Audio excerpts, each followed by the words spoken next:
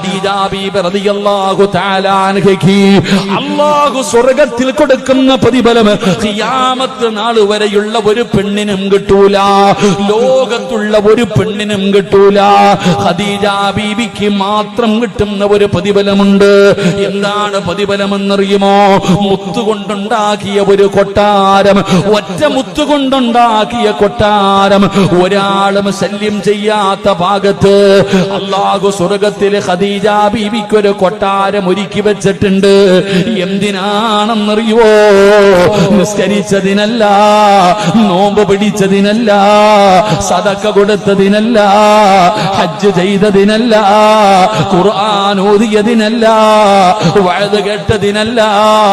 എന്തിനാണ് അല്ലാഹു ഖദീജ ബീബിക്ക് സ്വർഗ്ഗത്തിൽ ഒരു കൊട്ടാരം ഒരുക്കി വെച്ചിരിക്കുന്നതെന്നറിയുമോ?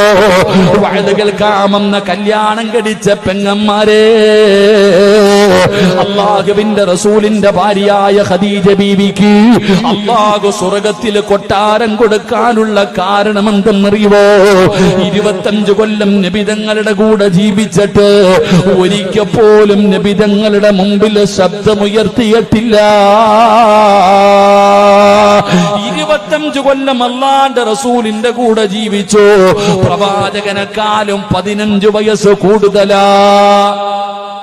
നബി സല്ലല്ലാഹു അലൈഹി വസല്ലമ തങ്ങളെക്കാൾ 15 വയസ്സ് ഖദീജ ബീബിക്ക് കൂടുതലാണ്. 25 കൊല്ലം നബിതങ്ങളുടെ കൂടെ ജീവിച്ചിട്ട് ഒരിക്കൽ പോലും അള്ളാഹുവിന്റെ പ്രവാചകൻ സല്ലല്ലാഹു അലൈഹി വസല്ലമ തങ്ങളുടെ മുമ്പിൽ ശബ്ദമുയർത്തിയിട്ട് ഖദീജ ബീബി സംസാരിച്ചിട്ടില്ല. അള്ളാഹു നമുക്ക് ഈമാൻ തരുമാറാകട്ടെ.